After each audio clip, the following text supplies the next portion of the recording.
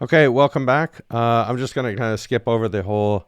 I know it's been a long time since I've done a podcast, and we're going to try to get back onto it. So let's see if I can keep it up this time. All right, we're going to talk about applying for the PA cycle next year in 2024. So before anyone panics, if you're still waiting to hear back from a school, if you haven't received your interview invitation yet, don't worry, the cycle is not over. So just be a little bit more patient. September and October happen to be the very busiest months, but the last person we helped out with an interview prep was for the 22-23 cycle was, I think, in May or June of this year. So just understand that the interview cycle, it does go on for a long time. So just because we're talking about next year's cycle already doesn't mean that this one is over. It's far from over. As a matter of fact, it's really just getting started. A lot of our applicants are already receiving interview invitations. On a daily basis, we're being notified by our students who are obviously being notified about their interview invitations. Okay, so that all being said, again, everybody that's still waiting, just calm down.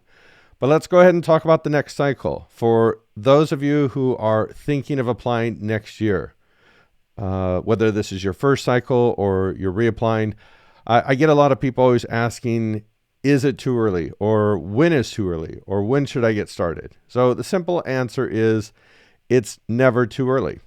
And I literally mean that. It's never too early. There are a lot of things that you need to do in order to be a competitive applicant. So let's just go ahead and kind of run down a few of those things. So let's talk about coursework to begin with. There are, unfortunately, no exact list that every school follows. I mean, the traditional, are you going to need biology, chemistry, anatomy, physiology, microbiology? Those are just kind of the basics. But it does vary from school to school as far as whether you're going to need 2 biologies, 2 chemistries, whether your microbiology needs to have a lab or not. But what I would tell you, in order to be competitive, you need all of these and you need the most. So when I say the most, for biology, you should have 2 general biology courses and they should have labs. Chemistry, same thing, should have 2 general chemistry courses and they should have labs. Now, some of the schools that you're looking at, they may say for a second biology, you can have an upper division level course such as genetics or immunology or something like that. And that's true. And that does satisfy the requirement. But also remember that a lot of your other applicants or people that you're competing against will have both Biology 1 and Biology 2. So if you don't, then you're going to end up being less competitive. Same goes for chemistry. You should have General Chemistry 1, Gen Chem 2. Now, if the school is saying they only need 1 chemistry, and they'll look at your upper division, such as organic chemistry or biochemistry, to satisfy that second chemistry requirement, you can do that, but like I keep saying, other applicants will have both general chemistry requirements and in addition to the OChem or biochem. So again, it's a level of competition. So don't do just the minimum. I mean, you certainly need to have what a school requires, and sometimes there are ways to meet those requirements without going and taking 2 courses in biology and 2 in chemistry. But just always be aware of the other candidates likely will have these, and that can end up in your application not being as competitive. One of the problems I see very routinely year after year after year, anatomy, physiology, microbiology.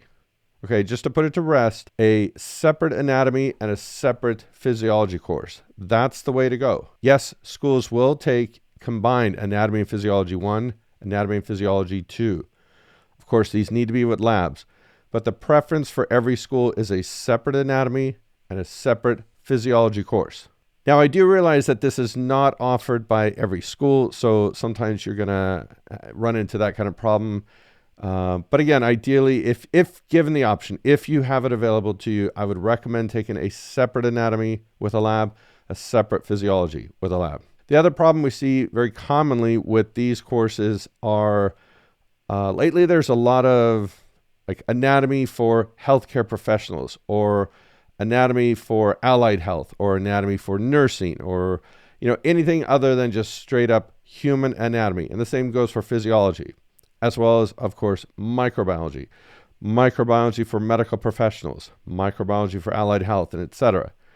You really need to avoid these courses. They're not going to be considered competitive at the very least, but more than likely the schools may not even accept them to satisfy that school's requirement because they're not of the level that they're looking for. If you're taking an anatomy for allied health, it's not the same as just straight up human anatomy course. Hopefully it's sort of a goes without saying thing, but I'll just go ahead and say it.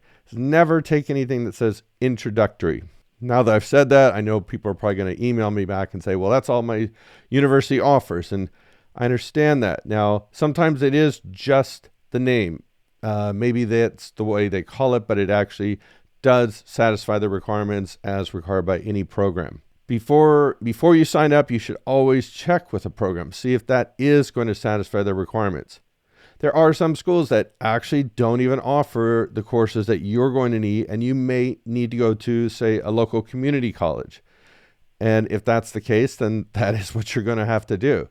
I hear this all the time from students say, well, this is all my university offered. And I understand that, but unfortunately, the schools are not going to overlook this. They're not going to count that or, make an exception. If your school doesn't offer the right course, then you will need to look at an outside source like a local community college.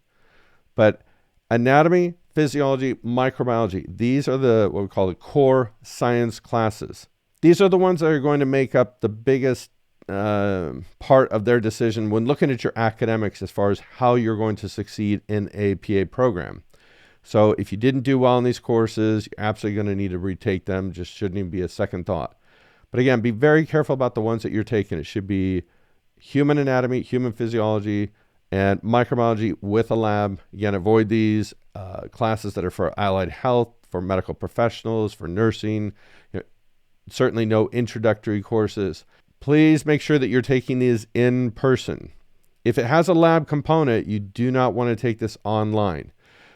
If you've taken it in the past and it was in an online format because it was during the pandemic, this is okay. But we're talking about going forward. So if you're going to be taking these courses upcoming here in the fall or in the winter session, or maybe you're planning now for PA school, maybe 2-3 years from now, and you're looking at these courses, do not take these online, especially if it has a lab component.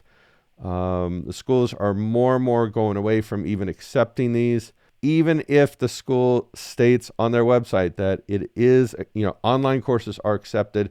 Like a lot of the other things that I have talked about, if you're taking it on online format, just remember most of the other students or applicants have taken it in person, and that in of itself makes you less competitive. Look at your academics. There are courses out there, some of them that may not be required by a school, but will make you more competitive. If you're not sure about a course, but you are really interested in a particular program, reach out to the school. Start talking to them now. Find out if what you're taking now will satisfy their requirements. Of course, this is part of what we do in our service here at PA Mentor. We can look through your academics and let you know what is going to be accepted. Chances are probably most of what you're taking is, but often again, we hear from students that'll say like, this is what my pre-health career counselor advised. We have a pre-health advisor at our university. And unfortunately, if they weren't working on the board of a PA program, they may not be aware of some of these little subtleties that I've mentioned. Unfortunately, I've run into students routinely who tell me, well, this is what I was told to take, but sometimes it's bad advice. Take a look at your coursework. Look at what, the ones that you're taking to ensure that they do meet the requirements. I just talked about the very basics. Of course, there are other courses such as organic chemistry, biochemistry, genetics. Most schools these days want a math class. A lot of them these days want an English writing class, a composition course. Medical terminology, really, whether your school requires it or not, is just something you should take. Of course, there are other courses that would make you stand out as a competitive candidate. You could sign up and talk to us about that, and we'd be more than happy to guide you in terms of your academics. Okay, let's talk about patient care experience, because this is another key component of any applicant. There are a lot of hours that do count, but they're not all equally competitive. Hopefully it's obvious, but if not, the best hours that you could possibly gain are where you're working directly with a physician assistant. We get a lot of students who say like are CNAs, and most of their experience is working on a hospital floor.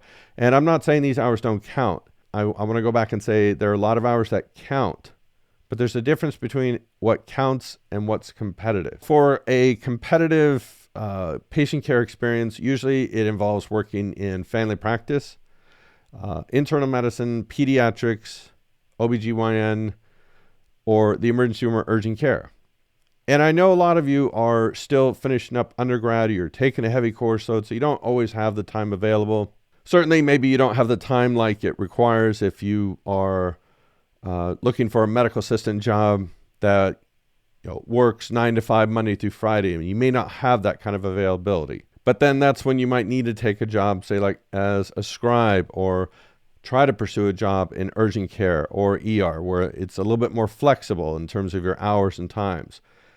I've heard people who are getting jobs as scribes that are doing it remotely, and I'm not even sure that this even counts as patient care experience. It'll probably count as healthcare experience, which those hours certainly are not going to be as competitive as patient care experience hours. But if you are working as a scribe, we do not recommend doing this remotely, because you're not seeing the nuances in terms of the interaction between the provider and the patient. You're not spending time with them in between the patient to learn things about the drugs, the tests, the exams, how they interview patients. There's a lot, I should be very obvious, of what you're going to gain by working with somebody directly versus somebody virtually.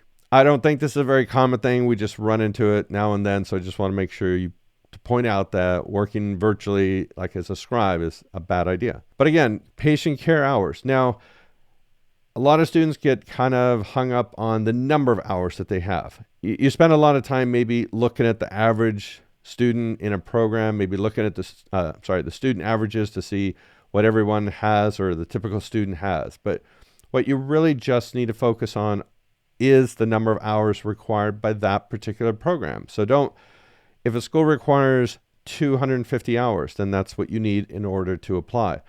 There are other ways to make yourself more competitive. But what you don't want to do is wait until 3 months before you're applying to try to figure out if what you have are good competitive hours and to try to build up your hours. Whenever you decide to pursue a career as a PA, that's when you need to start. We do recommend jobs as medical assistant, but we don't recommend medical assistant programs. I know that's probably maybe a little confusing, but there are ways to get jobs as a medical assistant even without the medical assistant training. Some places are going to be sticky about that, in which they will not offer, provide any job, but there are a lot of places that will give a job even if you're not a certified MA.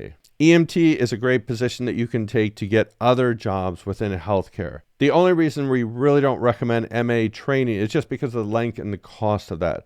I've trained MAs in our office. People have had absolutely no experience in healthcare, and it takes about 2 weeks. So I don't know why they have these 6-month-long programs other than to charge you a lot of money. So we don't really recommend that unless that's the only way you could possibly go. Let's talk about volunteering.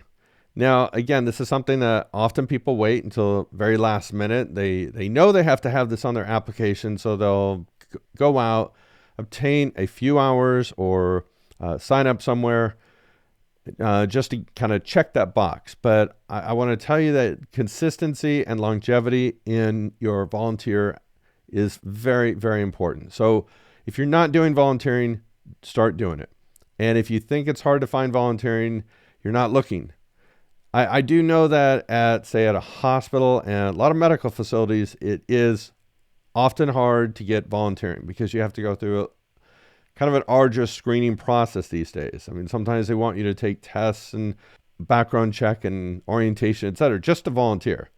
And I do understand that that's a little cumbersome. So if you're running into that difficulty, then look for other volunteer opportunities. If you're looking for medical opportunities, go on redcross.org, go on their website and type in your zip code, and you'll find a lot of volunteer opportunities.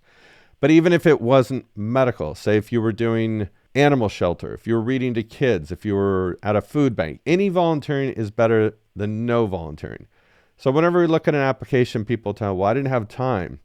It's funny how other applicants do. So, whether you're a single parent or you have family you had to take care of, or You're taking a rigorous course load. Just remember, other students are also in those same situations and they're getting these hours. So to say that you have a reason for not getting it, it's not gonna hold much. So we're not saying that you need hundreds and hundreds or thousands of hours of volunteering, but you do need to have a consistency, meaning you should be doing this a couple of times a week. So you need to get out there and do some volunteering. There is volunteering out there. If it's difficult to find medical, then just do any volunteering. Shadowing, okay? Again, I know it's, again, very difficult, but, either within your own area, wherever you're working, talk to people that know PA, see if somebody can do you a favor. It's not that you need, again, hundreds and hundreds of hours of shadowing, but you do need some shadowing. These days, there is a lot of virtual shadowing. We did quite a bit last year. We're trying to get some set up for this year. I'm not sure if we will or not. But if you go on YouTube, there is virtual shadowing and you can count that. A lot of local communities actually have PA organizations.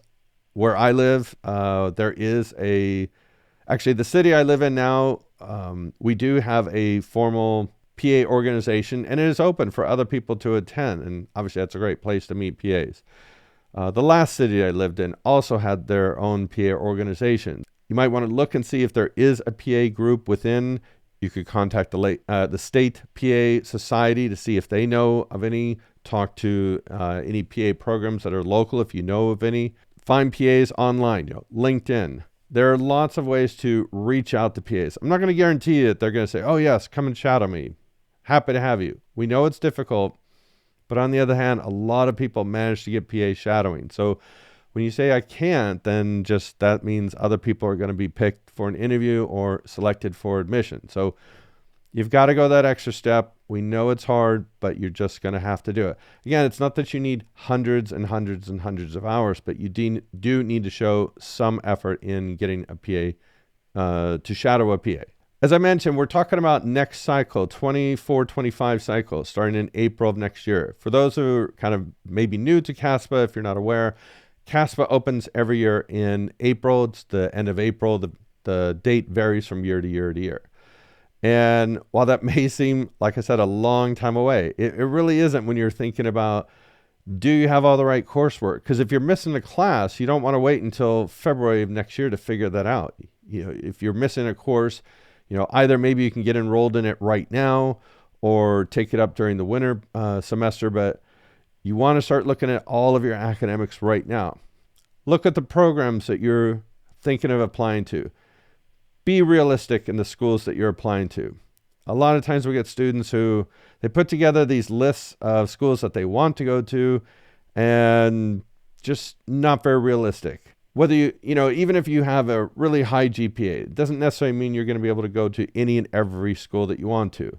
And I'm sure it makes sense to you, but you can only attend one school. Whether you're going to apply to 5 schools or 10 or even more than 10, in the long run, you're only going to be able to attend one. And it may seem like, a gamble, like which school should I apply to, but look at the ones that you're most interested in. Look and see, are you a competitive candidate?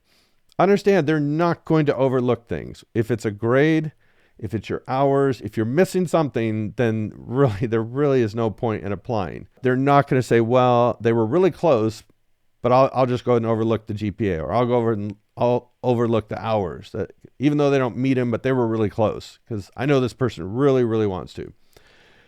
The average school has maybe 30, 40 seats, 50 seats, maybe a little bit more for some of them, but we're getting thousands of applications every cycle. So it's easy to be very selective when we're getting that number of applications. I didn't mention it, but I'll bring up personal statement. The personal statement is about half of why a school decides to grant an interview.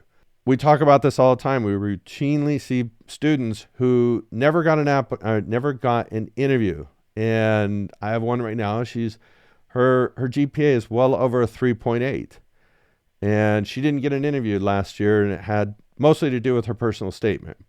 Whereas I have a student right now, she has a 2.76, and she has an interview. There are a lot of factors that will make you stand out as a candidate, but it's not something you're going to put together in a week or 10 days. So if you are thinking of applying next year, even if you're thinking of applying in, say, the 25-26 cycle, you really should start looking at things now. Again, I get asked all the time, is it too early to start thinking about it? Like, no, absolutely not. We get students who are in their junior year of college who contact us, and we work with them throughout the rest of their academic years until it's time for them to apply. Should you take a gap year or not? Again, that really is up to you. We generally don't recommend it. I mean, if you have everything together, the sooner you apply, the better. Again, don't look at the school averages because it's not a good reflection on it doesn't tell the full story. I mean, a lot of students may have more hours than you, but also those students have probably been out of school for a number of years. And maybe you're still, finishing up your second or last year of college. So you're thinking, oh, I don't even meet the average student that applied and got accepted. But again, a lot of those people have been out practicing for several years. So don't use that as a guide. I mean, they're averages. I'm sure you understand what that means. I hope some of this is helpful. The main thing I was just trying to get across is it's never too early. Okay, maybe if you're in high school, that might be a little too early, but we'll still talk to you. Now, seriously, it's never too early. If you're a year out, if you're 2 years out, now's the time to get started. You could always contact us for a free consult, and we can talk to you about our services, explain what we do. Otherwise, if you're ready and you just want to know where you stand as a candidate, just visit our website and you can sign up for the general advising session. This is a 1-hour one-on-one meeting with a physician assistant mentor. It'll be done via Zoom, and it's you and the PA mentor. We'll go through all the things that I just talked about now. We'll provide a little bit more detail, a little bit more information about how to accomplish some of these, or maybe how to go about your shadowing, or the letters that you're going to need, and which schools to pick, etc. But if you're ready just to go ahead and jump in, you're ready to get started, you could always contact us for our package plans where we work with you essentially until you are accepted. Last year, I know we really haven't posted our stats, and something I need to get on, but last year we had it was about a 94% success rate. And out of that, 88% were first-time applicants. Our top student last year, she applied to 10 programs and was admitted to 9. Of course, that's not everybody, but we did have a number of people who were well below the 3.0 GPA mark who were accepted. For those who were not accepted last cycle, most of them, I would say, have already been admitted this cycle, including somebody who was just admitted on Friday, and this was his 3rd time up. So if you're interested in working with us, just sign up for the free consult, and we'll schedule a quick phone call where we can talk to you about what we can do and how we'd work with you. If you're ready to sign up, then just go to our website and sign up for the package plan of your choice, and we'll get to work with you right away. Again, it's never too early to get started. So hope this was helpful. If you have any suggestions about things you would like us to talk about, again, I know I always say we're going to get back on this. We're going to keep the podcast going. We're going to start doing more videos. I am going to try that. I keep saying it, so I won't promise anything. I myself am going to be going back to school in about 3 weeks, so maybe I'll make some podcasts when I'm at school. I'm going back to for a master's degree, and I'll still be doing this, or we'll still all be doing this, but I'm going to be a student too pretty soon. So for those of you who know me, I've actually gone through this process myself this year. I mean, obviously I'm not going back to PA school, but I did have to go through and do my application, submit a statement of purpose, and then of course go through an interview, but it all worked because I'll be going to school soon. All right. Well, it's good to see everybody again. And like I said, I'm hoping that I'll get this back rolling again. But if you do have suggestions or ideas, things, topics, whatever you want us to talk about, feel free to drop us an email or just leave a comment, and we'll try and do that. Thanks.